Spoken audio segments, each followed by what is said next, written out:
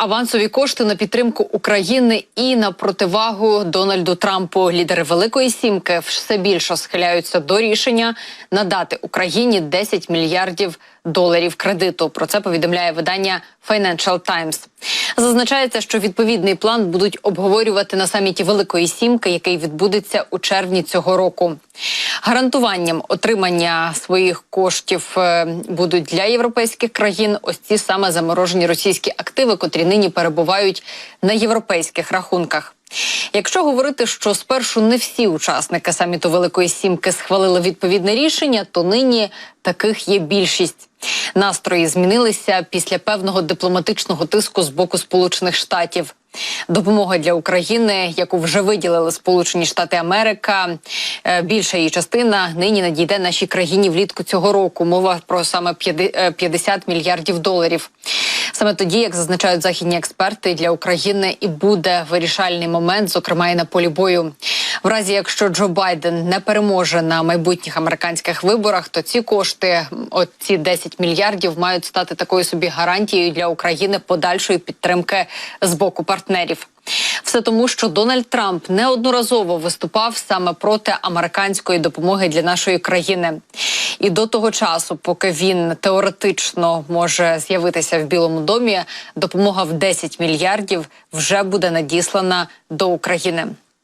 Ну і далі поговоримо про мобілізаційний закон та повістки, які будуть надсилатися українським військовозобов'язаним чоловікам. Повістки в Україні можуть надсилатися поштою. Відповідний механізм запровадять після завершення 60 днів з дня набуття чинності закону про мобілізацію. Постанову вже ухвалили в Кабміні.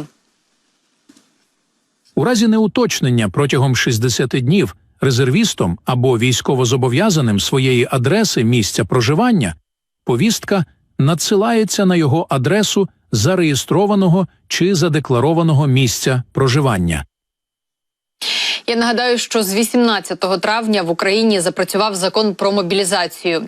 Згідно нього, протягом 60 днів всі чоловіки віком від 18 до 60 років мають оновити свої дані у ТЦК та СП, або ж зробити це в електронному вигляді в застосунку «Резерв Плюс».